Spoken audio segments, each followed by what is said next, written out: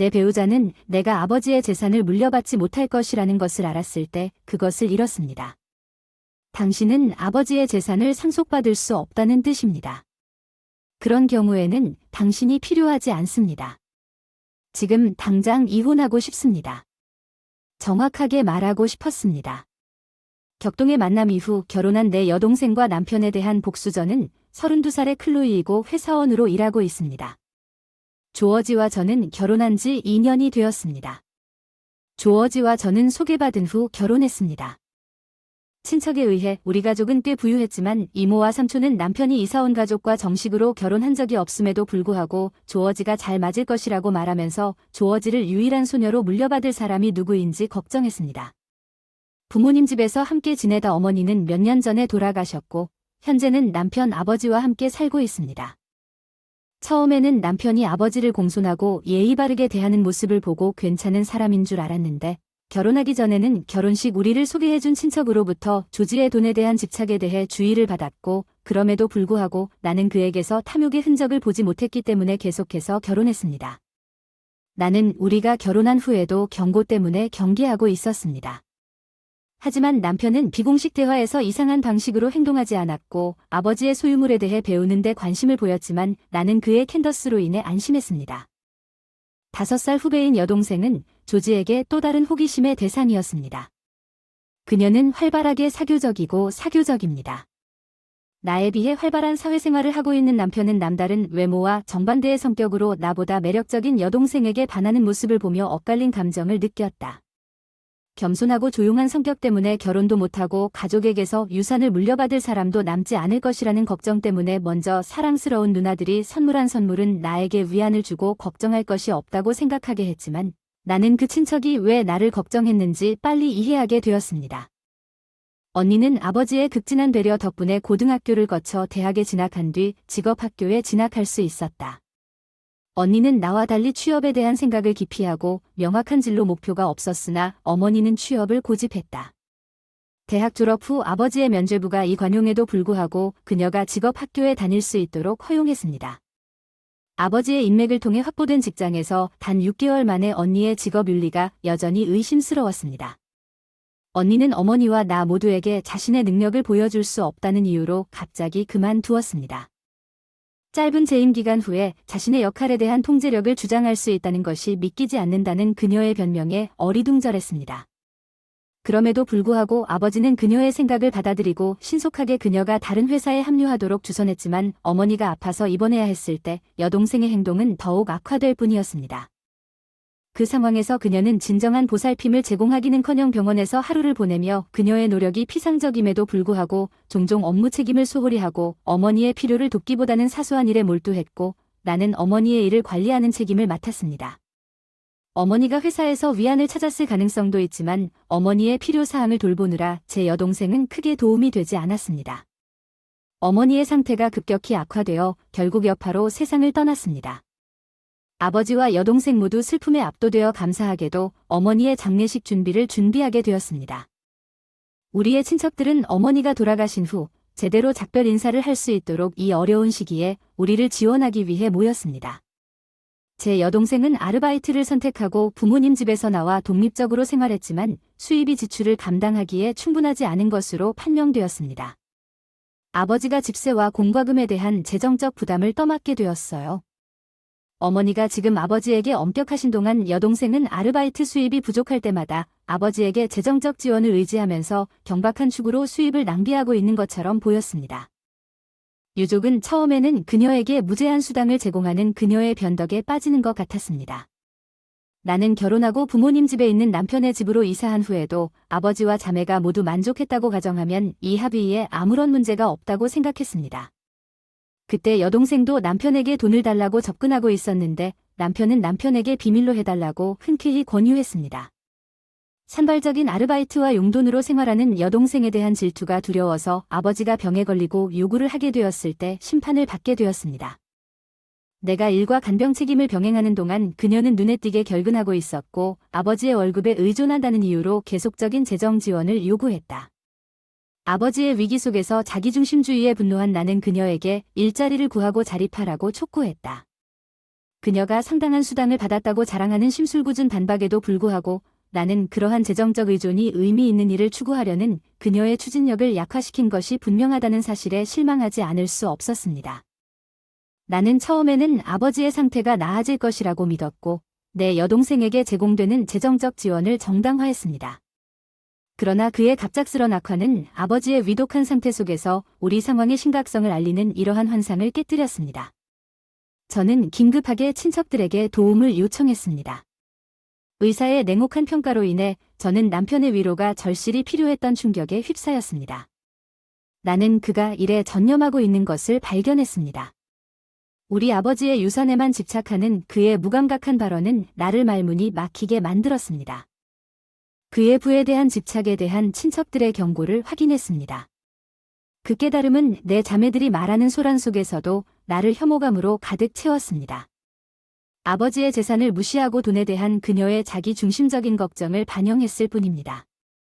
내 안에는 온통 분노가 치밀어 올랐지만 한 달 후 아버지는 전화 저편에서 들려오는 낯선 남자 목소리에 대한 잔소리를 지울 수 없었다. 특히 남편의 부재가 친척들에게 알려졌을 때 남편이 일에 몰두했다는 핑계를 댔을 때 버림받은 느낌을 지울 수 없었습니다.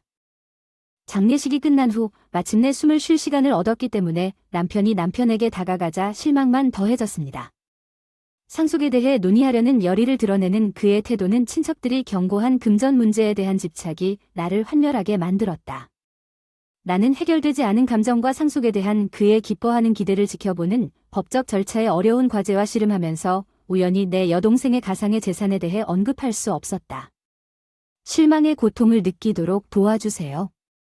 그의 우선순위와 슬픔에 잠긴 내 상태 사이의 뚜렷한 대조는 남편이 내 계시에 불신으로 반응하면서 우리 관계의 틈을 강조했습니다. 그의 즉각적인 반응은 분노의 경류였습니다. 할 수 없다는 게 무슨 뜻입니까?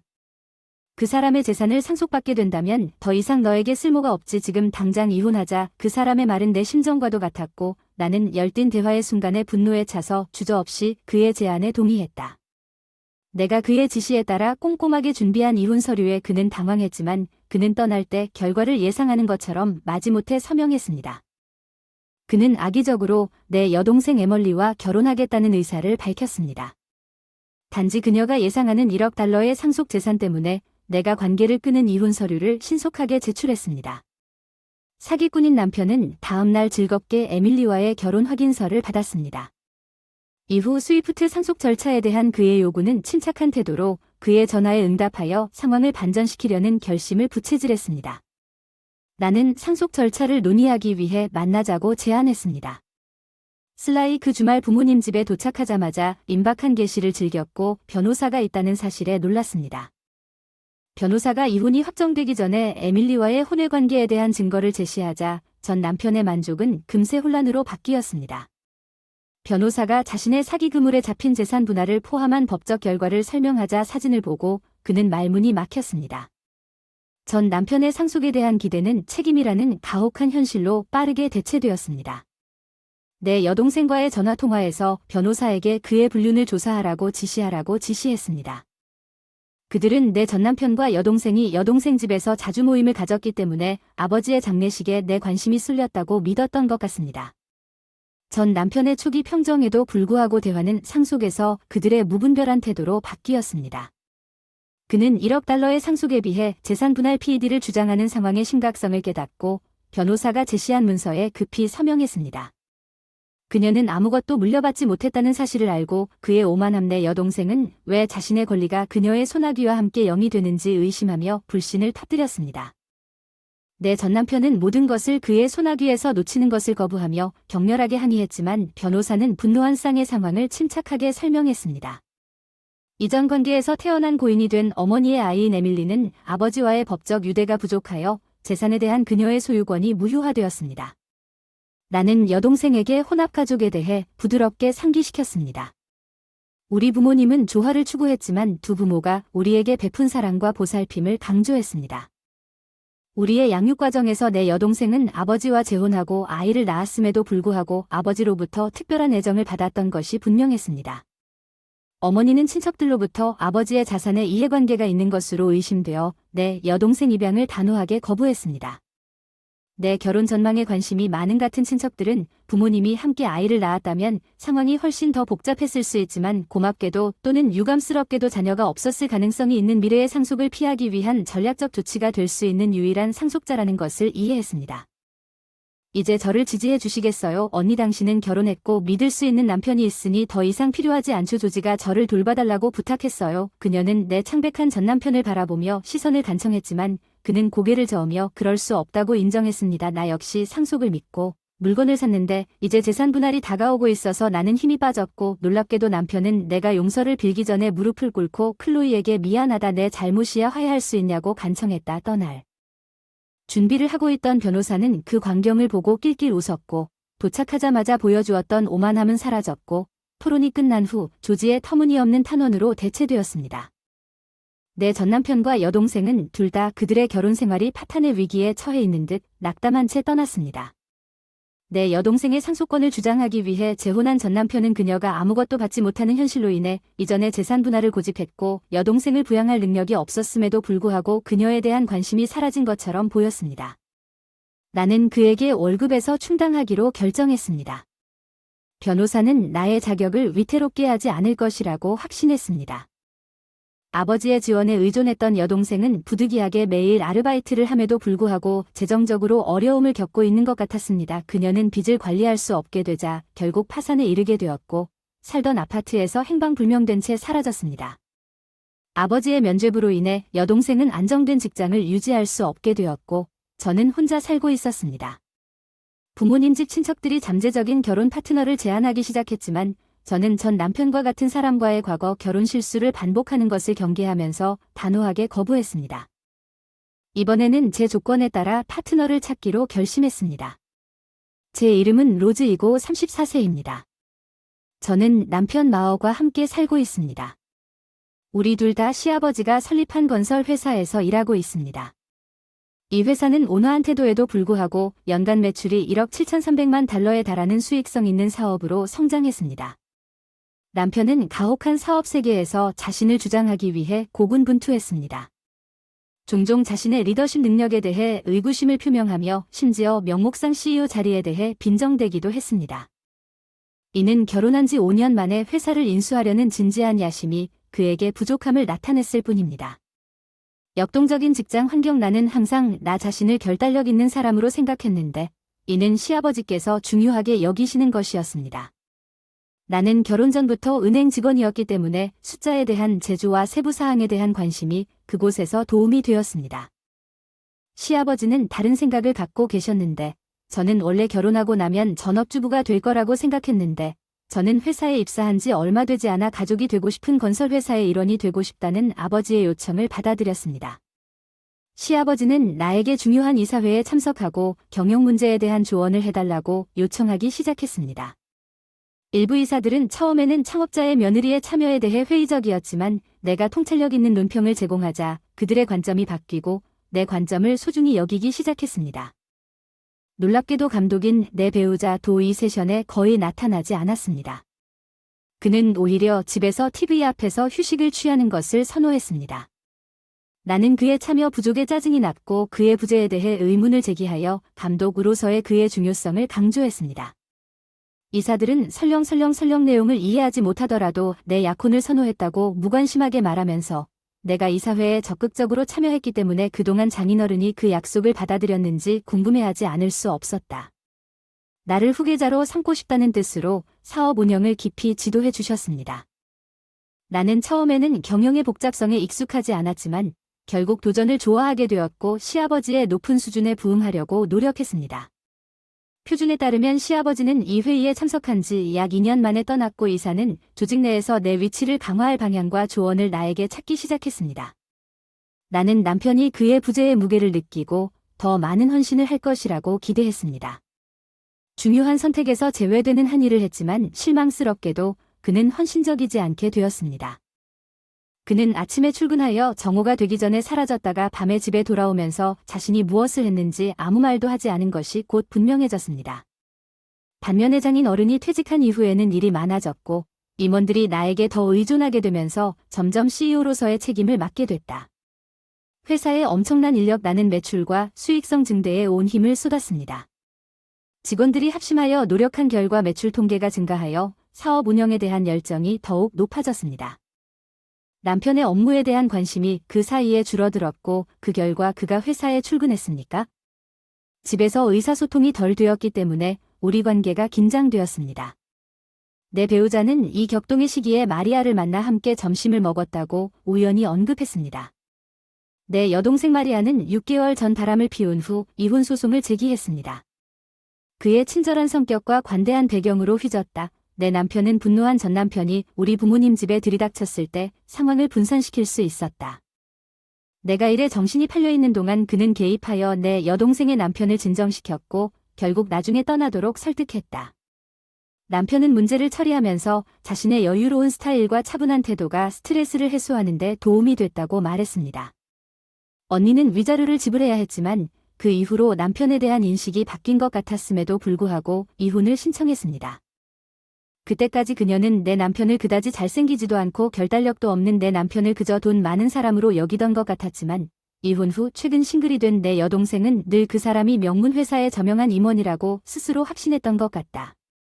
부유한 사람들과의 친화력이 있어서 남편이 바람직한 일로 보였을 텐데 나는 일에만 열중해서 그런 생각을 한 적이 없었습니다. 당연히 언니는 남편이 이사직만 맡고 회사 경영에 적극적으로 참여하지 않는다는 사실을 몰랐습니다. 전 남편 외국계 회사에 다니는 존경받는 직원 결혼식 때 자랑 남편은 일 잘하고 월급도 잘 벌어 부러워할 듯 매력과 지성을 겸비한 여동생 전 남편은 대화할 때 항상 세련된 아우라를 뿜어내지 못했다. 이렇게 훌륭한 남편을 둔 내 여동생이 왜 바람을 피우는지 짐작하다. 남편이 여동생 로즈와의 저녁 식사를 공개한 지 3개월이 지났다. 당신에게 말해야 할 말은 처음에 불안을 불러일으킨 말이었다. 그의 폭로는 실제로 당신의 여동생이 내 아이를 임신했기 때문에 나는 이혼을 원합니다. 그는 그의 이혼 요청에 나를 통해 충격적인 HED를 말했고 내 여동생의 임신에 대한 폭로로 인해 나는 말문이 막혔습니다. 그의 다음 말은 내가 쉬는 날 당신의 여동생이 올 것입니다. 여기 와서 토론을 하면 더 당황스러워서 내 여동생과 결혼하고 싶다고 나는 그 사람의 혼란스러운 얼굴을 보고 물었습니다. 반드시 결혼하고 싶지는 않지만 아이가 관련되면 선택의 여지가 없다고 대답했습니다. 그의 우유부단함에 좌절하여 나는 체념했습니다. 아이가 있으면 어쩔 수 없다는 걸 인정하고 언니가 남편과 대화해도 명료함을 얻을 수 없다는 걸 깨닫고 미래에 대해 이야기하자. 이혼을 고민하면서도 언니와 직접 대면하기로 결심했다. 회사 문제는 아버지와 해결해야 했다. 창업주 아들의 아내로서 회사 경영에 중요한 역할을 담당했지만 이혼 후 다음 날에는 낯선 사람이 되었습니다. 남편이 계시는 동안 장인어른에게 남편의 계시를 전달했습니다. 시어머니는 손주를 바라보며 기쁨을 표했다. 시아버지의 엄중한 눈빛이 침묵을 지켰다. 시어머니가 회사 일보다 손자를 우선시하는 모습이 분명해졌다. 스마일 로즈 평소대로 회사 경영에 참여해줬으면 좋겠어. 마크는 신경 안 써. 내가 책임질 거야. 그가 하고 싶은 대로 하게 놔둬. 시아버지께서 은퇴 후에도 가족 관계보다 회사 경영을 더 중요하게 여기신 게 분명해졌어. 그가 회사 주식의 상당 부분을 소유하고 있었기 때문에 회사에서 그의 영향력은 여전히 컸으며 그의 결정에 반대하는 임원이 없었습니다. 흥미롭다고 생각했기 때문에 이 시점에서 직장을 그만두는 것을 생각하는 것은 불행한 일이었습니다. 이제 내 여동생과 이야기를 나눌 시간입니다.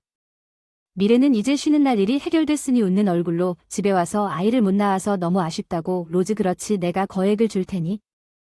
위자료는 문제의 원인인데 당장 나가세요. 남편은 아무 말도 하지 않고 우리의 대화를 무관심하게 지켜보며 이혼할 수 있어도 양육비와 재산 분배에 대해 이야기해야 한다고 말했습니다. 나는 변호사를 구하고 남편의 매력이 부족하다고 주장하는 여동생의 냉소적인 발언에 대해 내가 말한 모든 것을 명확하게 하는 것이 가장 좋다고 생각합니다. 나는 남성의 경우 앱은 그다지 중요하지 않으며 대신 중요한 것은 그녀의 가정 안에 무엇이 있는지 지적했습니다. 남편의 상태가 웃겨서 그녀와 마크가 행복한 삶을 살기를 바랐습니다. 여동생은 대화가 끝난 후 이사하겠다고 발표했습니다. 이전에 이사회사와 계약을 맺고 그녀의 빠른 움직임을 예상하고 준비하고 새 아파트를 찾았습니다. 다음 날 나는 내 옆에 있는 변호사와 지불 및 재산 분할에 대한 협상을 시작했습니다. 남편이 소극적인 접근 방식을 취했음에도 불구하고 내 여동생은 필요한 모든 보상을 지불하겠다고 약속했습니다.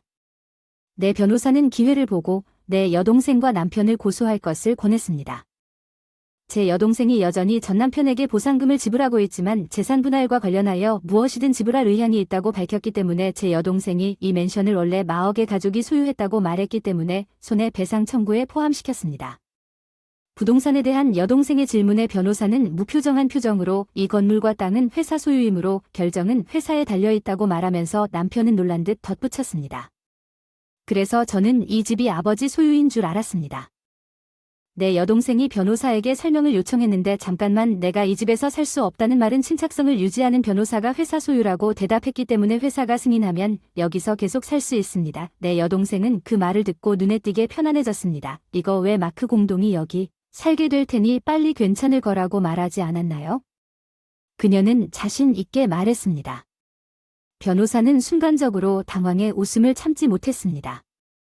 무슨 말을 하는 거죠? 여기 있는 당신의 여동생은 마크 일이 아닌 공동입니다.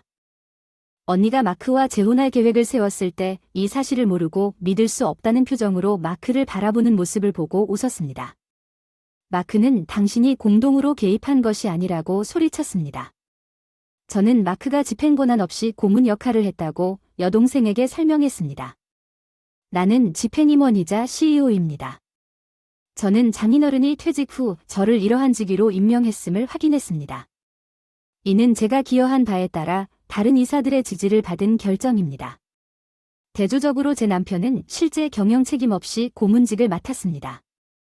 장인 어른이 주선한 역할로 인해 일반 직원보다 적은 월급을 받고 결과적으로 집은 회사 소유인데도 혼자 생활비를 부담했고 남편은 가게에 관심이 없어 집 소유권에 무관심했지만 책임은 나에게 있었다.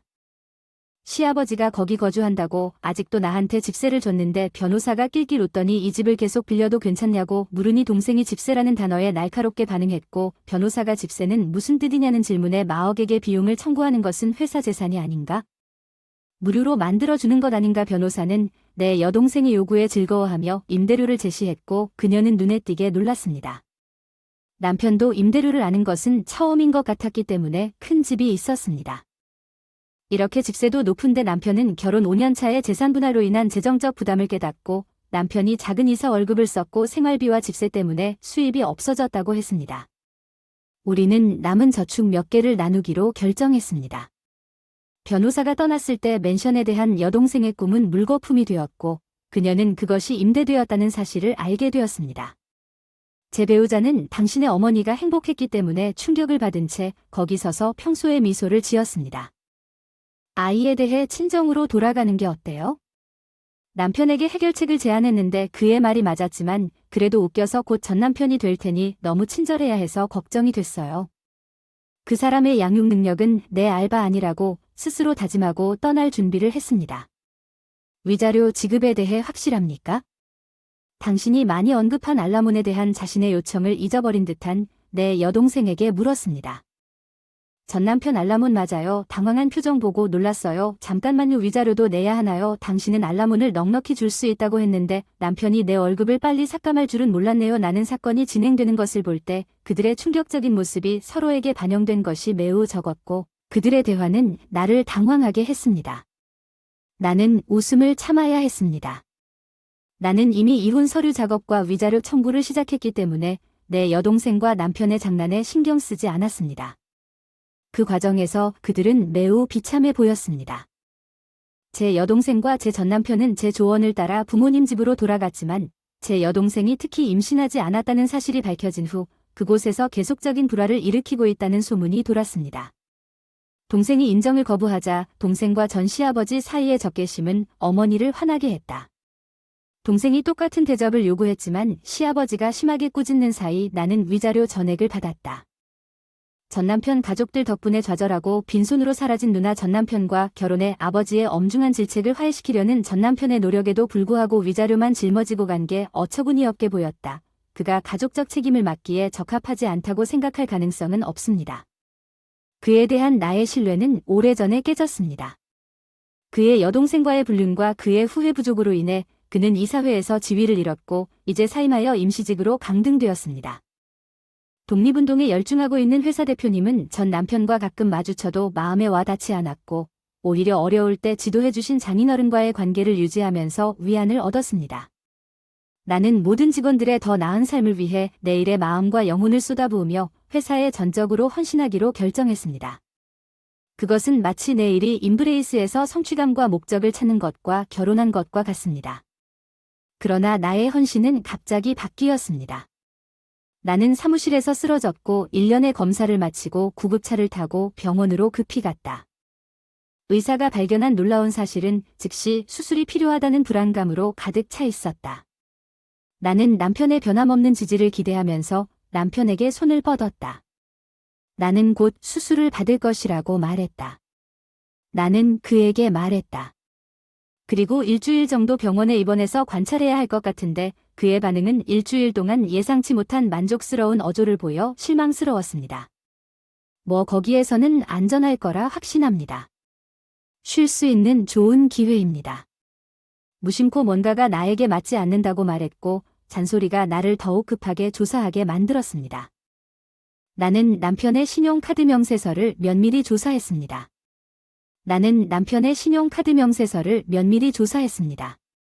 나는 잔혹한 선명함으로 내 앞에 펼쳐진 진실이 내 장기 호스트의 히트 체류가 제공한 기회를 포착했습니다.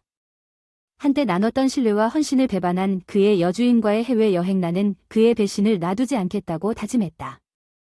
기다려보자 나는 기적적으로 수술 후에 그에게 대가를 치르게 할 것이라고 생각했다. 나는 빠른 회복을 하고 즉시 시작했다. 남편에 대한 복수를 계획하는 중 남편이 탈출해서 돌아왔을 때 그의 얼굴에 나타난 충격을 빨리 목격하고 싶었습니다. 제 이름은 예시리이고 저는 스카트와 결혼한 지 10년이 되었으며 시간이 흐르면서 그 느낌을 떨칠 수 없었습니다. 스콧의 눈에는 점점 하찮아지는 것이 어쩌면 오랫동안 결혼한 부부가 그러한 감정을 경험하는 것은 자연스러운 일일 것입니다. 특히 우리에게는 자녀가 없고 걱정할 자식도 없었기 때문에 재정적 걱정 없이 바쁜 업무 일정을 유지했습니다. 나는 함께 늙어가는 평화로운 삶을 상상했지만 스카트의 최근 행동은 지난 몇 년 동안 그 환상을 깨뜨렸습니다. 이전에는 외모에 무관심했던 스카트의 행동이 의심스러워졌습니다. 그는 내가 순진하게 새 옷장에 대해 질문했을 때 갑자기 옷과 헤어스타일에 집착하게 되었습니다. 옷차림과 트렌디한 미용실을 자주 방문하고 심지어 그가 집을 떠날 때마다 매달 머리 모양을 바꾸기도 했습니다. 나는 그의 변화에 대해 언급하지 않을 수 없었습니다. 그러나 그는 방어적인 자세를 취했습니다. 그의 일에 대한 헌신 때문에 그를 자주 멀리했고 그의 복귀에 대해 별로 신경 쓰지 않았습니다. 그러나 그가 늦게 돌아올 때마다 그의 옷에 남아있는 향수 냄새를 무시할 수 없었습니다. 한 번은 스카디 버스에서 낯선 사람을 비난하는 서투른 반응을 보였지만 퍼즐 조각이 떨어지기 시작했다고 언급했습니다. 그리고 나는 스카디 바람을 피웠다는 단 하나의 설명을 가리키는 모든 징후가 있다는 진실을 밝히기로 결심했습니다. 우리의 저축은 지난 몇 년 동안 급격히 줄어들었고 그의 의심스러운 행동은 그의 여주인이 어떻게 될 수 있었는지 내 의심을 더욱 불러일으켰습니다. 진실을 밝히고 두려움이 사실로 확인되면 어떡하지 이런 생각이 식욕을 훔치고 우울증에 빠지게 만들었어요.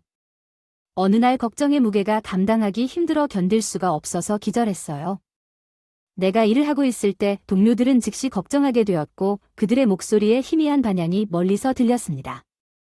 의식이 사라지기 시작하면서 다시 정신을 차렸을 때 나는 내가 병원 침대에 누워있다는 것을 발견했습니다. 의사는 내 상태의 가능한 원인으로 스트레스를 언급하며 검사를 받아달라고 요청했습니다. 나는 예상치 못한 사건의 변화에 당황하여 신속하게 스카트의 번호로 전화를 걸었습니다. 떨면서 헬로 스카트이라는 말을 했습니다. 오늘 직장에서 쓰러졌습니다. 구급차로 병원에 갔다는 건 응급실에서 정확히 무슨 일이 일어났는가 당신은 지금 병원에 있는 것이 분명합니다. 스카드는 공포 상태에 있었습니다. 오늘 제가 검사를 받기로 예정되어 있습니다. 내 진짜 원인을 숨기려는 시도입니다. 내 짜증나는 건 아마도 스트레스 때문일 거라고 말하는 것이었지만 성공하지 못했습니다.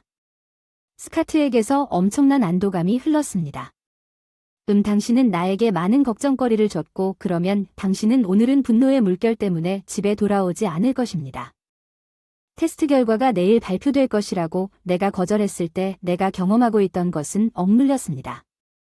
스카트의 어조에서 분명했던 망설임은 그의 중얼거림에서 분명했습니다. 나는 알겠습니다. 내가 하지 않는 모든 것은 병원이 처리할 것이라고 가정하는 것이 옳았음을 깨달았습니다. 나는 거기에 참석해야 한다고 믿었습니다. 그가 관심을 보이지 않았다는 사실이 나를 말문이 막혔습니다. 내일 결과를 듣기 위해 저와 함께 계셨으면 좋겠습니다. 저는 제가 그곳에 꼭 참석해야 하겠느냐고 긴급하게 물었습니다. 그의 의견은 곧바로 전달되었습니다. 그가 대답했을 때 나는 어차피 아무것도 이해하지 못할 것이고 나는 완전히 당황했습니다. 부탁드립니다. 이 일을 혼자서 처리하고 싶지 않습니다. 나는 당신이 전혀 진지하지 않다고 통곡했습니다. 나는 스카트이 약간 꺼려졌다고 계속해서 말했습니다. 검사 결과를 함께 기다리는 동안 다음날 일찍 병원에 동행하기로 동의했습니다. 나는 위로를 위해 기도했습니다. 그럼에도 불구하고 의사의 말은 내가 품고 있던 낙관주의를 깨뜨렸습니다. 우리는 의사로부터 가혹한 경고를 받았습니다. 지금 당장 수술해야 한다고 하더군요. 당신은 뇌졸중 징후를 보이고 있었습니다. 나는 스카트 옆에 있었고 그의 믿음은 나와 동일했습니다. 나는 그가 상황의 심각성을 이해하려고 시도하면서 방황하기 시작했습니다. 스카트의 전화를 하기 위해 자리를 비운 상황을 마침내 받아들였을 때 내 관심을 끌었습니다. 나는 스카트의 내 곁에 없이 날이 계속 흐르면서 스카트의 부재의 중요성을 깨닫게 되었습니다. 계획된 수술에 대해 그에게 알리려고 노력했지만 그의 대답은 극도로 무시적이었고 그가 병원을 떠난 결과 정말 실망스러웠습니다. 나는 버림받고 불안한 감정을 느꼈습니다. 나는 스카트에게 연락하기 위해 여러 번 시도했지만 그는 결과적으로 연락이 닿지 않아 수술 자체는 성공했음에도 불구하고 다가오는 수술을 혼자서 맞이하게 되었고 스코드 부재로 인한 모든 것이 나에게 큰 부담이 되었다. 그 사람의 말을 들었고 그에게 연락하려는 나의 노력은 소용이 없었습니다. 답을 찾으려는 노력의 일환으로 스카트의 재무기록을 참조하여 많은 내용을 말해주는 그의 방치의 결과로 나는 점점 좌절감과 분노를 느꼈습니다. 값비싼 구매, 호화로운 저녁 식사, 사치스러운 여행을 포함한 그 남자의 엄청난 지출로 인해 그가 추가 조사를 수행한 후 무모하게 우리 집단 자원을 낭비하는 모습이 포착되기 전에는 내가 목격한 그 어떤 것보다도 더 놀라운 일이었습니다. 나는 그의 여주인의 소셜미디어 계정에서 자세한 내용을 찾을 수 있었습니다. 나는 새로운 결의로 복수를 계획하면서 내 앞에 있는 증거가 맹렬한 분노의 지옥을 불러일으켰다는 것을 모든 사람에게 공개했습니다. 나는 그에게 배신의 대가를 치르게 하겠다는 약속을 이행하기로 결심했습니다. 수술 전에 나를 덮쳤던 초기의 두려움에 대해 스카트에 대한 나의 분노는 이제 병원 침대가 그곳에서 보낸 매 순간마다 내 기분의 변화에 걸쳐 복수에 대한 생각으로 가득 차 있다는 맹렬한 결심의 원천이 되었습니다. 내 관심이 회복에서 보복으로 바뀌었을 때 이전에 걱정했던 곳이 이제 힘과 목적의식으로 가득 차 있다는 사실을 의사들이 알아차렸고 지나갈 때마다 일어나는 변화를 부정할 수 없었습니다. 그날 나는 더 강력해졌고 의료 전문가들이 놀랐다는 사실에도 불구하고 스카트의 배신에 대한 복수를 하려는 단 하나의 목표에 이끌렸습니다. 나는 예상외로 빠른 회복에 놀랐습니다. 나는 웃지 않을 수 없었습니다. 나는 병원에서 퇴원해야 했습니다. 나는 매우 중요한 임무를 맡게 되었기 때문에 가능한 한 빨리 스카트에게 준비 변경 사항을 알리지 않고 떠났습니다. 내가 혼자 집에 돌아왔을 때 그가 없었다는 사실을 무시하고 그를 유지하기로 결정했습니다. 어둠 속에서 나는 복수를 하려고 했기 때문에 그와 연락하려는 나의 노력이 아마도 소용이 없을 것이라는 것을 알고 있었습니다. 나는 스카트이 마침내 나와 연락하려고 노력했을 때 후속 조치를 신중하게 계획하는데 시간을 소비하지 않았습니다. 내가 일찍 출발해서 그가 놀란 것이 분명했음에도 불구하고 당초 퇴원 예정일이었다. 나는 내 휴대전화에 접근할 수 없는 이유는 배터리가 방전되었기 때문이라고 주장하며 그의 우려를 일축했다. 그는 내가 이미 도착했는지 전혀 몰랐다. 스튜에게 의심을 품고 준비를 계속 진행했습니다. 나는 몇 시간이 지난 후 이미 내 아이디어를 진행했습니다. 스카디 내 행동을 알아차렸을 때 두려움에 물든 전화기 너머로 딱딱거리는 그의 목소리가 들렸습니다. 그의 첫 당혹감은 분노했지만 나는 결심을 굽히지 않았고 우리의 열띤 토론의 결과로 1시간간의 관계의 균열이 드러났고 각각의 비난이 우리 사이에 더 큰 구멍을 가져왔기 때문에 그의 행동을 변명하려는 한심한 시도는 증거에 직면했을 때 성공하지 못했습니다. 나는 배반으로 내 마음이 상했다는 것을 표현했고, 아내보다 여주인을 우선시하는 남자와의 모든 연결을 끊기 위해 정당하게 나의 것을 되찾겠다고 엄숙하게 약속했습니다. 나는 우리 재산을 팔고 우리 공동을 해산하기로 결정했습니다. 이것은 우리 관계를 끝내기 위한 노력의 일환으로 이루어졌습니다. 스카트의 한화의 요청은 내가 도움이 필요할 때 내 안녕에 대한 그의 무심한 무관심이 누구에게도 들리지 않았습니다.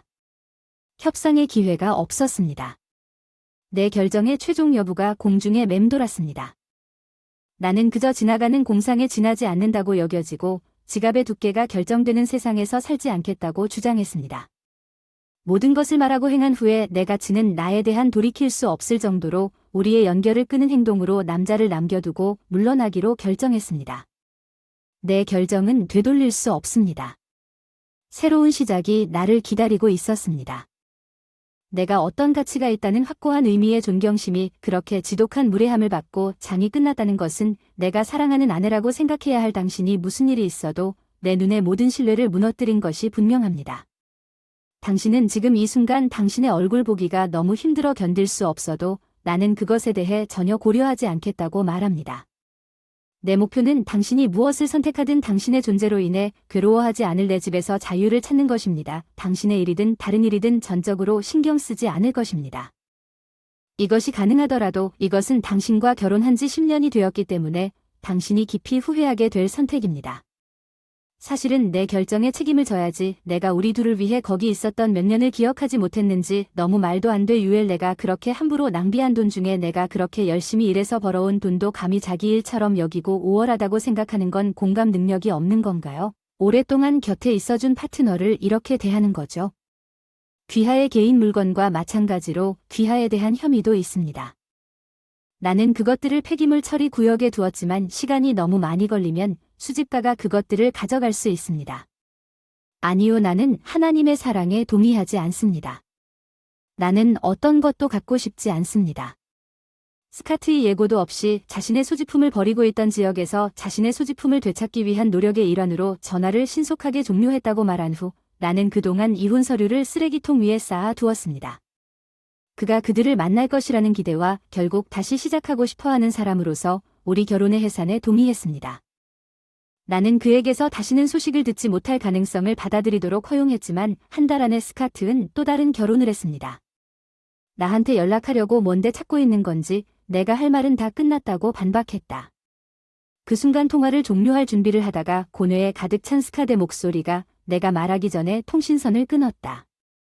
그럴 수 있어요. 제발 끊지 마세요. 아직 이혼 서류를 제출하지 않았습니다. 저는 계속 당신의 남편입니다. 제가 말해야 할 말을 주의 깊게 들어주세요. 그의 요청을 무시할 수 없어서 마지못해 듣게 되었습니다. 그는 당신이 그것을 제출하지 않았다는 게 무슨 말이냐며 당황해서 질문했습니다. 나는 그녀와 계속 함께 있기로 결정했지만 그럼에도 불구하고 이혼 절차를 당분간 연기하기로 결정했다고 설명하면서 스카트는 다음과 같이 말했습니다. 그 여자는 우리가 결혼하게 되면 돈이 너무 아깝기 때문에 믿을 수 없다고 요구한 신중한 결정은 내가 그녀와 결혼한다고 해도 그 여자는 주부가 되는 것에 대해 완고하다. 저축한 것만으로는 비용을 충당하기에 충분하지 않을 것입니다.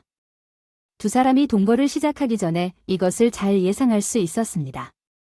스카트는 그녀에게 아낌없이 베풀었음에도 불구하고 그녀의 소비 습관을 눈치채지 못한 것이 다소 놀랍다고 말하면서 다소 감동적인 진술을 했습니다. 돈이 너무 많아서 예실이 당신은 독립의 진정한 모범입니다. 지금 당신의 말에 확신이 들었습니다. 그는 당신이 내 아내가 될 수 있는 유일한 사람이라고 말하면서 상황을 바로잡기 위해 계속 노력했습니다. 무슨 일이 있었는지 내 마음은 이 사람이 이해하지 못할 강력한 방식으로 직면하지 않고 정말로 잊어버린 것입니다. 나는 몇 번 긴 숨을 쉬고 목소리를 높였습니다. 당신이 그런 말을 하더라도 내 목소리에 스며드는 우려의 힌트 어떻게 감히 병원에 혼자 누워 수술을 앞두고 공포에 떨며 수술 후 디스크의 불편함을 견디고 있을 때 당신은 내 옆에 없었을 때 그때가 가장 두려웠던 시간이었습니다. 그 자리에 없었던 점 진심으로 사과드립니다. 상황을 설명하려고 시도한 스카트에 따르면 시간이 좀 지났습니다. 저는 똑바로 생각하지 않았습니다. 우리는 단순히 그것에 대해 이야기하는 것이 아닙니다. 결국 우리는 불충실한 선택을 했기 때문에 어떻게 감히 그런 방식으로 말합니까?